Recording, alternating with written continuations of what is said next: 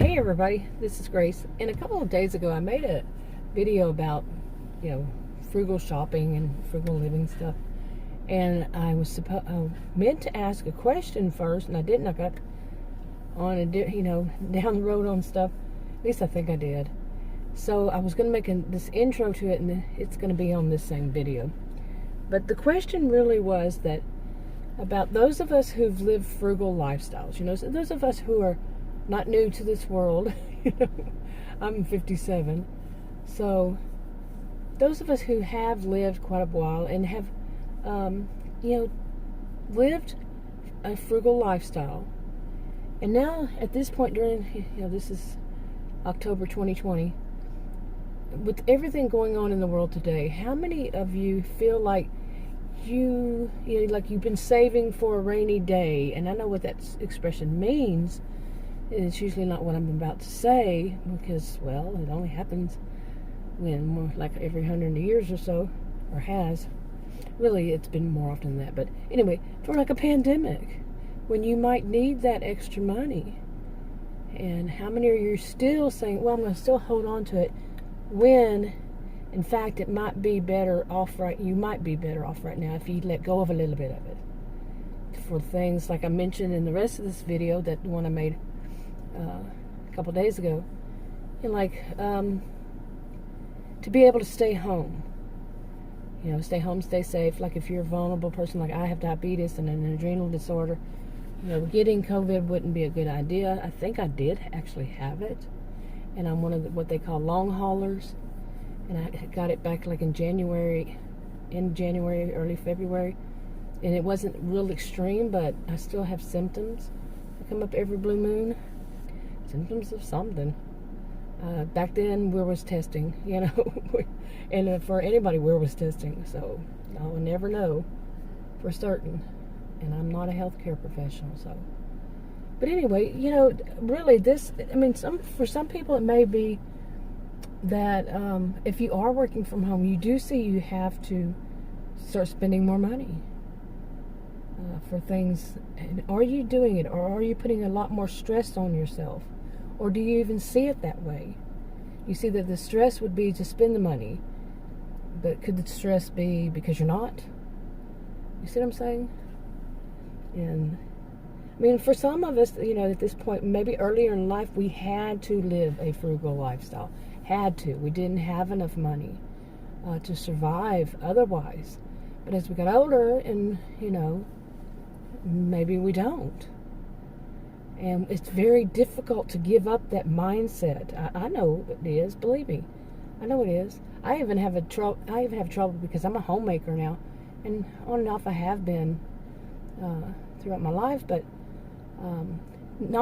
to stop thinking that I have a boss.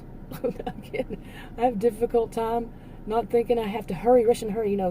People around my age probably maybe have experienced this in life. Like, we had bosses that made us hurry up all the time. Everything was rush, rush, rush, rush. And when you don't have a boss, all of a sudden you don't have to rush. And it's kind of like that with money. Okay, when you don't have to scrimp and save every penny to feed, yourself and or others, your children, your parents even maybe, whomever. And now that you don't, can you let it go? Or are you so proud that you've lived that lifestyle, but then you can't take it with you? Okay, see what I'm saying? It wouldn't be that unusual for people. My degrees are in psychology and sociology, and it wouldn't be that, and this is my opinion, I could be wrong, but really, it wouldn't be that unusual with something so big, huge happening. And now we're we're in flu season. When does flu season start? November, or is it October? But anyway, close enough. And on top of it all, yeah. And but it wouldn't be unusual for people to feel anxiety and so forth, and to start questioning. What I want to focus on is where this is when people start questioning things like this. And do I really need to squeeze a penny till it bleeds? Should I give myself some kind of... See, I don't want to say like give yourself a present, because I think that's an issue for a lot of people, and it becomes a habit, and it becomes an addiction, and it becomes too much of not facing the problem and instead buying themselves something, retail therapy kind of thing, or even worse. So I'm not giving anybody any advice at all, in no way, shape, form, or fashion. It's just my opinions, and I could be wrong, like I just said. But you know, in a way, that's how I feel. You know, like things I didn't want to buy, even if it weren't for this. Things that I couldn't buy when I was young, and now that I can. You know, why am I not? Am I trying to, like, in some way punish myself for what? You know, no, you can't have that. Why am I punishing myself? You know, of all this, all this life, and I can afford it now. Why am I punishing myself with not getting it? Yeah, and one of the things Adam and I were talking about the other day was this about, when you're younger, and this happened, he and I both had this thought about the same time. He's a little older than I am. And just recently that this of, like the things that you wanted so bad when you were like in your 20s and 30s, and you just couldn't afford it. You wanted those things so bad, and you saved every penny you could to put it aside so you could have that. Maybe did layaway, this kind of thing. And when you got it, it was so special, and now you don't want it. Whatever it was, you don't want it anymore. It's not that big of a deal. And back then it was such a big deal, and you rarely had it. You really got it. You rarely. And it's kind of like, I used to love pens with different color ink. That was back in the day when they really only had blue, black, red, and green. And then I think they came out with purple. It was so exciting. And then they came out with gel pens and such like that. And I just, I was young, and teens and so forth, 20s, and I really wanted them, but it was an extra expense, back then, because life was tough. And now I don't care. I don't care. I like the black ink ones, and a certain kind, I think it's .07 or something like that of black. I don't know which one, but I like that certain kind, and I don't really care so much for color. And I have boxes of stuff that have different colors. And then that's just a small little bitty example, but there are bigger things that people want, and they just aren't giving themselves that. And it could have become such a habit as it was of not having things. That's what I think for me, is that it was such a habit of not having things that I've not gotten out of that habit, just not said, okay, just not moved, just not grown some and say, hey, I can get a little bit of stuff now. And I need to get the little stuff because, some of the stuff, like I said, need it. Okay, I had to stop there. Allergies, I'm telling you, I have allergies year long, so all year round. Anyway, but what about you? How do you think about that? Now, I do, like I said, I had more to say a couple of days ago, so let me get to what I had to say a couple of years ago now. Okay, and of course I meant to say a couple of days. Don't ask me. I just said a couple of years. So here it goes. Hey everybody, this is Grace. In this video, I'm going to talk about frugal living, frugal shopping.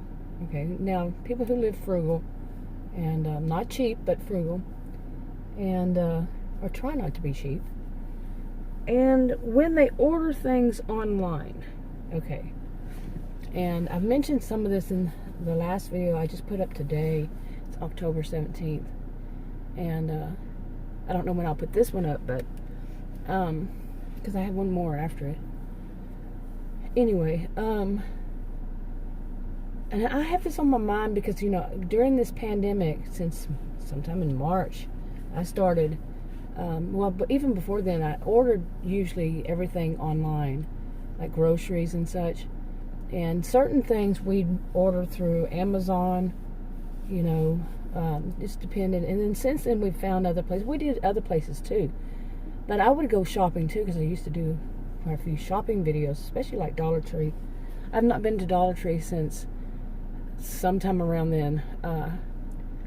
Back in February, I think, at the end of February, or maybe early March. And then once the pandemic and all, and we had stay home, stay safe here. It was mandatory unless you had to go, unless you were an essential worker, or you were going out for essential things like gas in your car, kind of thing, or groceries. But we've been ordering ours through to be delivered for a long while, and then we started doing pickup. I think we're going to return to just mainly, I don't know, but I have not been in a store except for I had to go into a pharmacy I had to actually go see the pharmacist. So all this time, around 8 months or so, give or take. And I've mentioned that before, but some of the stuff I had to order through the mail. Other things besides groceries.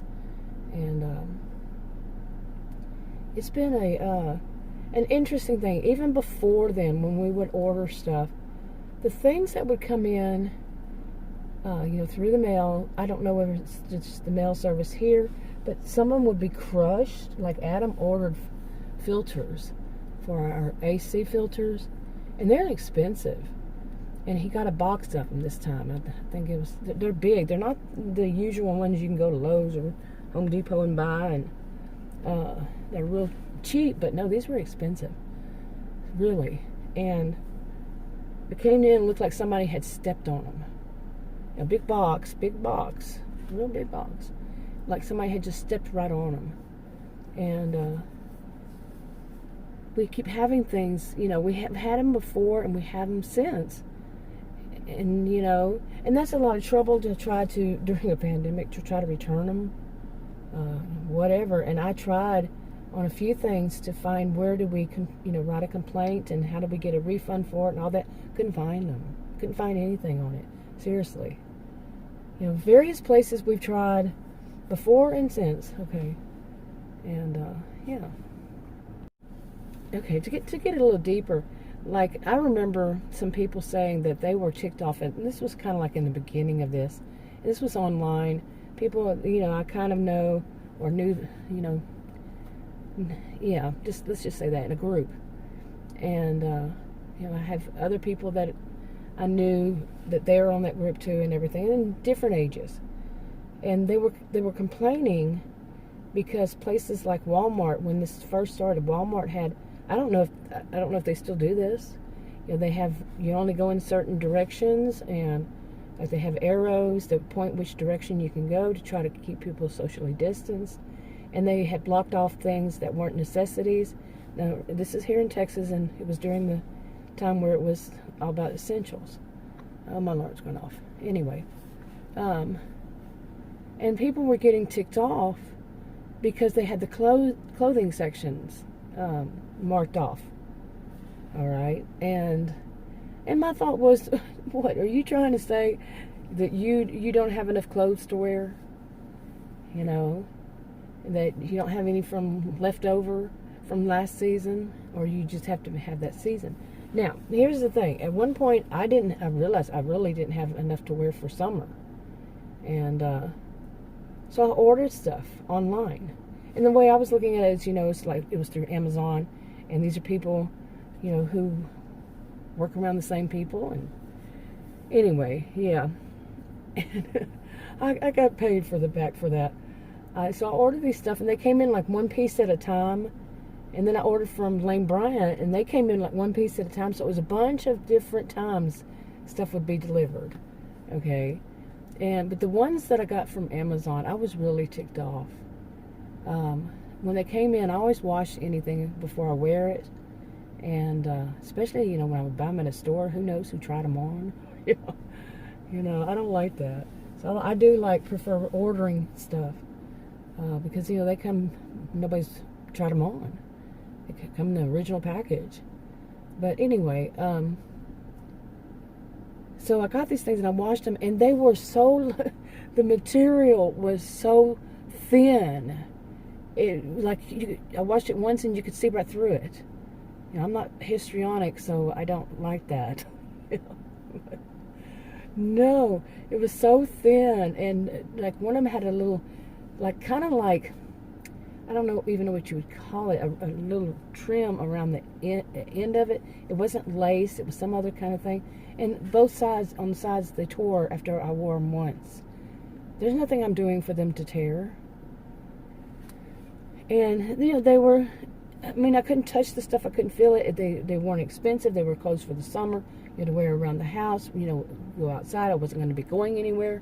You see what I'm saying? Just, around the house. They were cheap. And they really were cheap. Seriously, cheap. And and then they shrunk up so fast. I got them aside. I usually order, get my clothes a little bit bigger because I'm very highly sensitive and my clothes too tight literally bothers me. There are people like me, and highly sensitive people. And they would shrink so tight that it was like I had ordered a smaller size instead. And that wasn't from Lane Bryant. No, Lane Bryant clothes, I like them. Okay, but I still want to be able to touch and feel the material, before I get them, before I pay for them. But still, in that sense, I learned again, frugal clothing. What is the saying that I remember hearing this many years ago? They said that the British think this way. I don't know if it's true, but this expression is, I am not rich enough to buy cheap stuff. I didn't even think about it. I'm not rich enough to buy cheap stuff. Yeah, it's true. Cheap stuff just is cheap. That's what it is, and it's not going to last long. It's not in my experience. I can't say everything. It's just not going to be as good. And Lane Bryant can be expensive. All these kind of clothing stores that I've seen that, things that I would buy, they can be kind of expensive. But I think they last longer. So it's kind of, that's the whole thing right there. But what about you? How do you see that? And how do you see it as far as ordering online? I've asked this before, ordering your groceries. I know a lot of people said that they can't imagine the thought of somebody else buying their groceries. They never go into much detail on that, on why. And if it's the whole thing of people touching your groceries, well, they've already been touched. It's not like they just snap their fingers and all the groceries are on their counters and stuff like that. And, on the aisles and all. Somebody has put them there. And people have touched them. People go and look at them. If you can watch some videos, I've mentioned that. Don't get me started. People going around stores touching stuff. Yeah. Ooh. But, yeah, I get that part. But they've already been touched. And I wash everything that I can possibly wash. Or just set stuff aside on my table if I can't. I've said that in videos. If I can't wash it, I'll set it there for a while. And not touch them. I'm not perfect at it, And that kind of thing, they seem to be changing, and it evolves because this is new. The coronavirus is something new. They have to learn as they go. We all know that. I can't stand when people say that. We all know that. We all know. No, everybody knows. Some people, they know, but they don't want to know, so they deny it. But, anyway, it's one of those things, there's a tip to be paid and a monthly fee or a yearly fee or whatever it is, wherever you are, and how they do it. And like I said, there's that tip issue. But at the same time, if like me, I have diabetes and an adrenal disorders, and I'm 57 years old. With all that combined, I think I've already had it back in the end of January, early February, but a light case.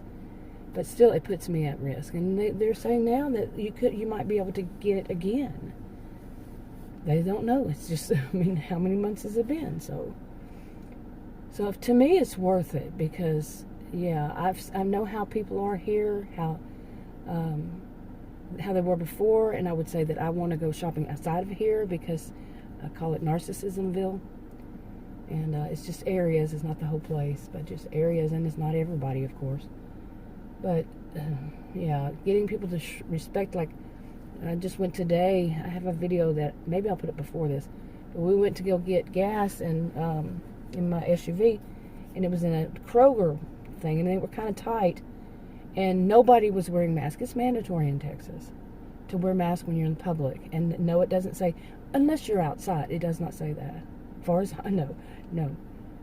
It's mandatory. Nobody was wearing them, and it was real tight, and a lot of people. We left. I said, no, I don't feel comfortable with that at all. And there's another place, we were supposed to go today, we'll probably go tomorrow. Another place that is more, it's a lot of stalls, I guess you call them, for gas. A lot of pumps. And spread out quite a bit. And the thing is, I've only filled up mine twice, I think. It still is. And the bad thing is, if we go all the way to the end, people will start, the whole herd mentality. People want to get beat down there too. And if we're trying far, far away, and from wherever everybody else is, herding, like herd of cattle, that's where that comes from. Not herd immunity, but herd mentality.